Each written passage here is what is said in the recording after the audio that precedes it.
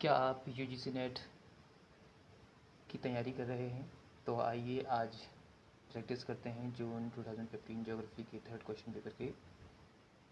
Without any time wasting let's begin.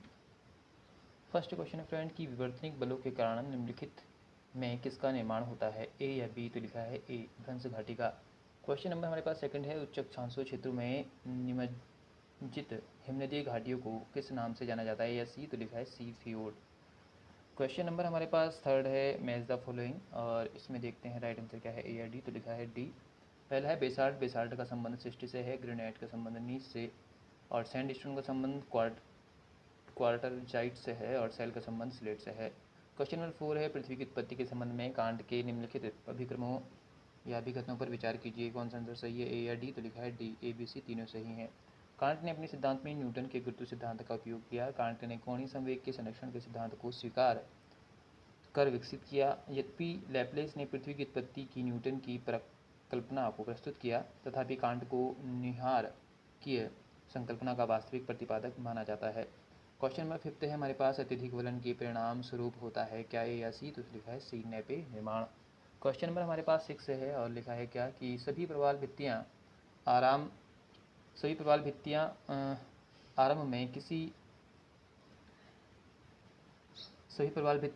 में किसी द्वीप के निकट उपांत भित्तियाँ थीं। यह किस सिद्धांत में दर्शाया गया है, ए या डी? तो लिखा है डी, डार्विन का सब्सिडेंस सिद्धांत। क्वेश्चन नंबर हमारे पास है 7, लिखा है गुटेनबर्ग डिसकंटिन्यूटी निम्नलिखित में से किसके मध्य पाया जाता है, ए या बी? तो लिखा है बी, मेंटल और क्रूड के मध्य। क्वेश्चन नंबर हमारे पास 8 है कि समुद्र अधस्थल विस्तार की संकल्पना का प्रतिपादन किसने किया है, ए या डी? तो लिखा है डी, हैरी हेस ने। क्वेश्चन नंबर हमारे पास 9 है, हवाई में मोना लोआ किसके लिए प्रसिद्ध है, ए या डी? तो लिखा है डी, 1957 में वायुमंडलीय कार्बन डाइऑक्साइड की निरंतर मॉनिटरिंग के लिए। क्वेश्चन नंबर 10 है हमारे पास, मैच द फॉलोइंग, आइए देखते हैं ए या सी सही है? तो लिखा है सी सही है। तो समताप रेखा का संबंध है समान अवधि तक धूप वाले स्थानों को जोड़ने वाली रेखा। समलंबन रेखा का संबंध है महासागर में समान लंबवता वाले स्थानों को जोड़ने वाली रेखा। समवाह गति रेखा का संबंध है समान वायु गति वाले स्थानों को जोड़ने वाली रेखा। और आइसोनेफ का संबंध है बादल के समान औसत प्रतिशत वाले स्थानों को जोड़ने वाली रेखा। क्वेश्चन नंबर 11 है, पृथ्वी पर एकमात्र वास्तविक रूप से अनवरत दाब कटिबंध है क्या, ए या डी? तो लिखा है डी, दक्षिणी गोलार्ध उपध्रुवीय निम्न। क्वेश्चन नंबर 12 है कि कौन से दो वैश्विक पवन उपोष्ण हाई से उत्पन्न होते हैं, ए या सी? तो लिखा है सी, व्यापारिक पवन और पछुआ हवाएं। क्वेश्चन नंबर 13 है, एक विमान 10 किलोमीटर की ऊंचाई पर उड़ रहा है, उस ऊंचाई पर तापमान -40 डिग्री है, भूमि पर आसपास का तापमान कितना होगा, ए या बी? तो लिखा है B, 25 degree Celsius. Question number हमारे पास 14 है कि निम्नलिखित में से कौन सा संघनन के लिए आवश्यक शर्त नहीं है, ए या सी? तो लिखा है सी, अधिक ऊंचाई। क्वेश्चन नंबर हमारे पास है 15, और 15 में क्या लिखा है ये देखते हैं। लिखा है कि नीचे दो कथन दिए गए हैं असर्शन और रीजन वाले, तो आइए देखते हैं। लिखा है समान आतपन में जमीन की सतह जल सतह की तुलना में अधिक तेजी से अथवा अधिक गर्म होती है, क्योंकि जमीन का विशिष्ट तापमान जल के विशिष्ट तापमान से अधिक होता है। तो क्या आंसर रहेगा सही, ए या सी? आप बता सकते हैं। तो बिल्कुल सही है सी इसका आंसर, कि ए सही है लेकिन आर गलत है। क्वेश्चन नंबर हमारे पास है 16, लिखा है निम्नलिखित में से किससे हवा की अस्थिरता में वृद्धि नहीं होती, ए या सी? तो यहाँ पे स्टार बनाया है। लिखा है मेघ शीर्ष से विकिरण शीतलन और सूर्यास्त के पश्चात पृथ्वी की सतह का विकिरण शीतलन दोनों तथा हवा की अस्थिरता में वृद्धि नहीं करता। इस प्रकार एक से अधिक उत्तर बन रहा है, अतः विकल्प सही नहीं है। तो क्वेश्चन नंबर 17 है, महासागरीय धारा की गति लगभग है कितनी, ए या बी? तो लिखा विद्यमान हवा की गति का 2% है। क्वेश्चन नंबर हमारे पास 18 है, निम्नलिखित में से किस महाकल्प में महासागर का जल प्लावी बर्फ से मुक्त था, ए या डी? तो लिखा है डी, मध्यजीवी महाकल्प में। क्वेश्चन नंबर 19 है, समुद्री बर्फ की में लवणता या की लवणता होती है, ए या सी? तो लिखा है ए, 0.3%। क्वेश्चन नंबर 20 हमारे पास, नदी और समुद्र में ढोया जाने वाला तलछट 10/4 10 तो लिखा है गंगा में पाया जाता है 1600, मिकांग में पाया जाता है 1000, ब्रह्मपुत्र में 726 और यांगसी में 500। इसका आंसर था हमारे पास 20 का सी सही है। क्वेश्चन नंबर 21 है, वह स्थान जहाँ जीव और जीवों का समुदाय वास करता है उसे क्या कहते हैं, ए या सी? तो लिखा है सी, निवास्य। क्वेश्चन नंबर 22 है, प्रकाश संश्लेषण वह क्रिया है जिसके द्वारा क्या होता है, ए या बी? तो लिखा है ए, विकिरण ऊर्जा रासायनिक ऊर्जा में परिवर्तित होती है। क्वेश्चन नंबर हमारे पास है 23 की अधोभौम या अधिभौम जल निम्नलिखित के बीच होता है, ए या सी? तो लिखा है सी, भूतल पर और भौम जल स्तर। क्वेश्चन नंबर 24 है, निम्नलिखित में से कौन पादपों का मैक्रो पोषक नहीं है, ए या बी? तो लिखा है बी, लौह।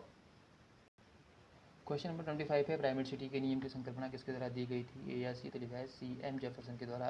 क्वेश्चन नंबर 26 है, भूगोल के जनक एरिस्टोथेनिस किस स्कूल से संबंधित हैं, ए या डी से? तो लिखा है डी से, ग्रीक से। क्वेश्चन नंबर हमारे पास 27 है, वान थ्यूनिन का कृषि स्थान सिद्धांत किस पर आधारित है, तो लिखा है ए या बी? तो लिखा है बी, प्रासंगिक दृष्टिकोण। फ्रेंड्स याद रखिए कि ज्योग्राफी शब्द दिया था एरिस्टोथेनिस ने, लेकिन अगर एग्जाम में आता है who is the father of geography, तो आप बताएंगे हिकेटियस। ठीक है, एक ग्रीक फिलोसोफर थे, तो नहीं कह सकते इनको, लेकिन एक ग्रीक ज्योग्राफर्स कह सकते हैं। ठीक है, लेकिन आपको तो पता है सारे भी ज्योग्राफर्स जो भी होते हैं या जो भी हमारे स्कॉलर्स होते हैं वो फिलोसोफर्स तो होते ही हैं, ज़्यादातर वो विद्वान होते हैं बहुत। तो हमारा 27 भी हो चुका है कि 27 का आंसर है हमारे पास बी, प्रासंगिक दृष्टिकोण। वॉन थ्यूरिन का किसी सिद्धांत किस सिद्धांत पर आधारित है, प्रैक्टिकल पर ना, एम्पेरिकल अप्रोच पर आधारित है। क्वेश्चन नंबर 28 है, निम्नलिखित में से कौन लीप ले के स्थल कार्य लोग के तृत्व से काफ़ी प्रभावित थे और उन्होंने पर्यावरणीय कार्य जैव के वैकल्पिक तृत्व को अपनाया, ए या बी? तो लिखा है बी, गिडिंस ने। क्वेश्चन नंबर 29 है कि किस भारतीय भूगोल शास्त्री ने ज्योग्राफी ऑफ फ्रांस नामक पुस्तक लिखी, ए या बी? तो लिखा है ए, एम अली ने। क्वेश्चन नंबर 30 है, मैच द फॉलोइंग है, इसका आंसर ए या सी है? तो देखते हैं, इसका आंसर है सी। लिखा है आर एल सिंह का संबंध है बस्ती भूगोल से, जी एस घोषाल का संबंध जनसंख्या भूगोल से है, सी डी देशपांडे का संबंध शहरी भूगोल से है, और V L S Prakash Rao का संबंध प्रादेशिक विकास और नियोजन से है। तो क्वेश्चन का आंसर हमारा सी रहेगा। क्वेश्चन नंबर 31 है, निम्नलिखित में से कौन विद्वान व्यवहारगत भूगोल से संबंधित नहीं है, ए या सी? तो लिखा है सी, वान फूट वान। क्वेश्चन नंबर हमारे पास है 32, निम्नलिखित में से किस राज्य में अद्यतन जनगणना में सबसे कम जनसंख्या घनत्व था, ए या बी? तो लिखा है ए, अरुणाचल प्रदेश में। क्वेश्चन नंबर 33 है, जननांकीय संक्रमण का कौन सा चरण अल्प विकास की स्थिति को सूचित करता है, ए या सी? तो लिखा है ए, उच्च स्थैतिक चरण। क्वेश्चन नंबर 34 है, जनगणना वर्ष 2011 में भारत के किस जिले ने उच्चतम यौनानुपात अंकित किया था, ए या बी? तो लिखा है ए, माहे पांडिचेरी ने। क्वेश्चन नंबर 35 है, निम्नलिखित में से कौन सा घनत्व formula E D equal N K upon S K का उपयोग करके निकाला जाता है, जिसमें एन निवासियों की संख्या के प्रति व्यक्ति आवश्यकता की मात्रा है, एस वर्ग किलोमीटर में क्षेत्र है तथा के प्रति किलोमीटर स्क्वायर उत्पादित संसाधनों की मात्रा है, ए या डी? तो लिखा है डी, आर्थिक। क्वेश्चन नंबर 36 है, जनगणना या जनसंख्या का केंद्र सूचित करने के लिए केंद्रीय प्रवृत्ति के किस साधन का उपयोग किया जाता है, या सी? तो लिखा है सी, माध्यिका। क्वेश्चन नंबर 37 है, निम्नलिखित में से कौन सी संकल्पना क्षेत्र के संसाधनों पर जनसंख्या के दबाव का अध्ययन करने की दृष्टि से जनसंख्या के आकार को भूमि क्षेत्र से संबंधित करता है, ए या बी? तो लिखा है बी, जनसंख्या घनत्व। क्वेश्चन नंबर 38 है, विश्व के किस क्षेत्र या किस धर्म के प्रमुख प्रभुत्व के अंतर्गत सर्वाधिक भूगर्भीय भूभागीय क्षेत्र है, ए या सी? तो लिखा है सी, ईसाई। ईसाई की संख्या सबसे ज़्यादा है।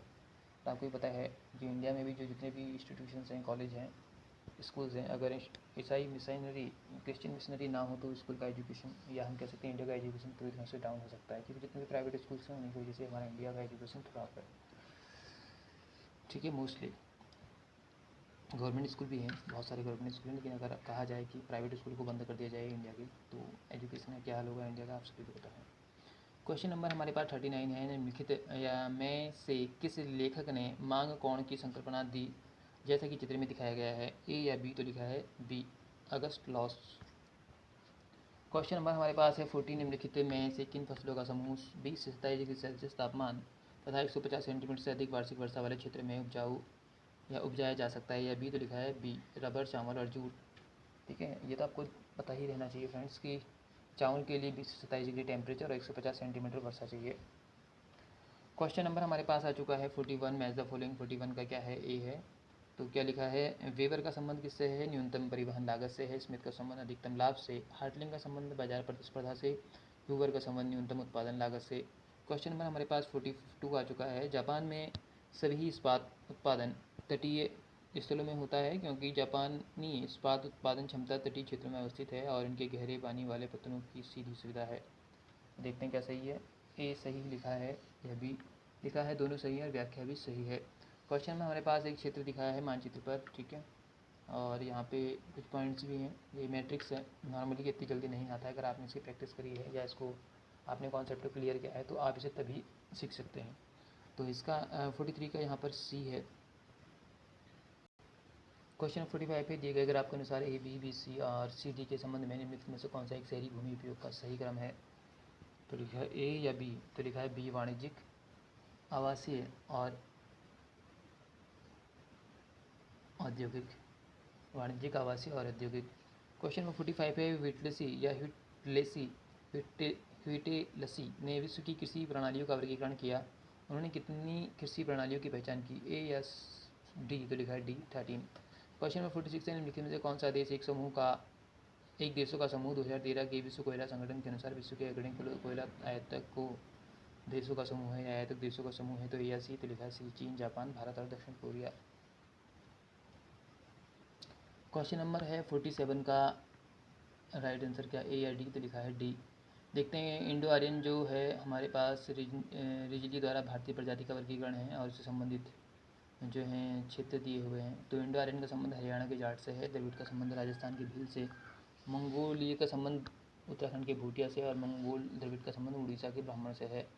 फिर से असर्सन रीजन है कि हिंद महासागर कई महाशक्तियों का सैन्य अड्डा बन गया है, क्योंकि हिंद महासागर और निकटवर्ती देशों में काफ़ी भौगोलिक राजनीतिक लाभ है। तो इसका आंसर क्या सही होगा, ए या सी, तो लिखा है ए, दोनों सही है, व्याख्या भी सही है। क्वेश्चन नंबर 49 है हमारे पास, मैच द फॉलोइंग है, तो देखते हैं इसका आंसर क्या सही है, ए या सी, तो लिखा है सी सही है। गुजरात का संबंध भील जनजाति से है, मध्य प्रदेश का संबंध गोंड से है, असम का संबंध मिकिर से है और उड़ीसा का संबंध खून से है। क्वेश्चन नंबर 50 है मैच द फॉलोइंग है, फिर से ए या डी, बी सही होगा, तो लिखा है बी सही है। अमेरिका का संबंध जो है द्विदलीय सरकार की जो प्रणाली से है, चीन का संबंध एक दलीय और भारत का बहुदलीय। आपको बताया भारत में बहुत सारी पार्टियां होती हैं। यूनाइटेड किंगडम का संबंध जो है त्रिदलीय से है। क्वेश्चन नंबर 51 है निम्नलिखित में से कौन सा कथन जाति प्रदेश की संकल्पना का आधार है, ए या बी या सी, तो लिखा है क्या, आइए देखते हैं सी, जनसंख्या में जाति का अनुपात। क्वेश्चन नंबर है हमारे पास 52, निम्नलिखित में से कौन दर्शाए गए मॉडल के प्रतिपादक हैं, उद्भव स्थल ऋणात्मक कारक, प्रवासी अंतर्वर्ती बाधाएं, गंतव्य स्थल धनात्मक कारक, ए या डी, तो लिखा है दिल्ली का प्रवास मॉडल है ये। क्वेश्चन 53 है निम्नलिखित में से किस प्रदेश को सांस्कृतिक सजातीयता द्वारा चित्रित सन्निहित भौगोलिक क्षेत्र के रूप में परिभाषित किया जाता है, ए या सी, तो लिखा है सी, सांस्कृतिक परिमंडल। क्वेश्चन नंबर हमारे पास आ चुका है नेक्स्ट, आइए देखते हैं इसमें क्या है स्पेशल।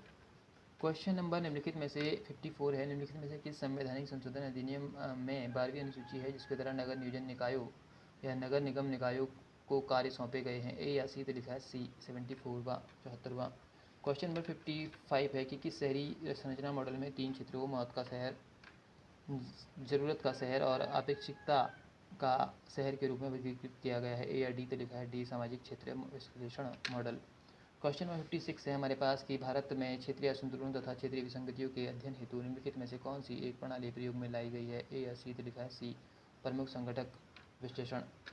क्वेश्चन नंबर 57 है कि निम्नलिखित में से कौन सा प्रदेश में आर्थिक गतिविधि के प्रकारों और मात्रा को निर्धारित नहीं करता, ए या बी, तो लिखा है बी, आय की असमानता। क्वेश्चन नंबर 58 है प्रादेशिक योजना का मुख्य जोर निम्नलिखित पर है किस पर, ए या बी, तो लिखा है ए पर, क्षेत्रीय विसंगति को दूर करने पर। क्वेश्चन 59 है डगलस सी नॉर्थ का प्रादेशिक विकास मॉडल प्रादेशिक विकास में कारक की भूमिका पर जोर देता है, ए या डी, तो लिखा है एक्सोदजनेस पर।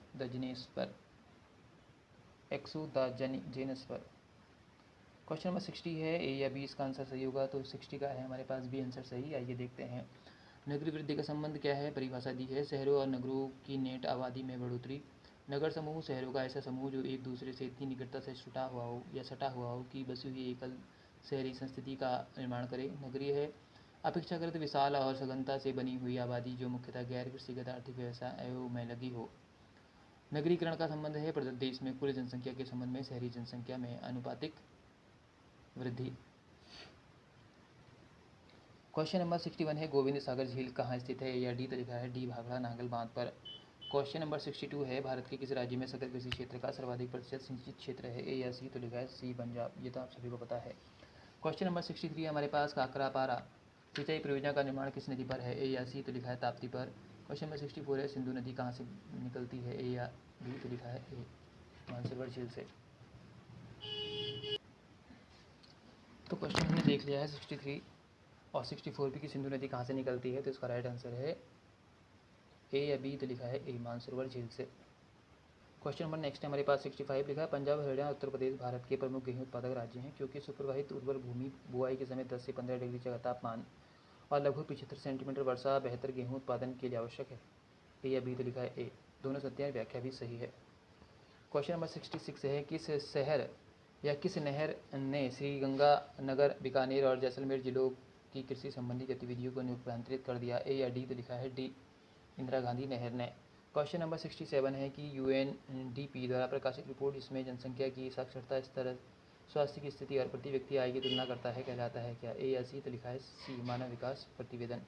क्वेश्चन नंबर 68 है हमारे पास कि निम्नलिखित का प्रयोग करते हुए कंप्यूटर में स्थानिक आंकड़ों का संग्रहण किया जाता है? ए या डी? तो लिखा है डी, अंक रूपक और स्कैनर। क्वेश्चन नंबर 69 है लैंडसेट, एसपीओटी और आईआरएस निम्नलिखित के उदाहरण है? ए या बी? तो लिखा है ए, सूर्य तुल्यकालिक उपग्रह के।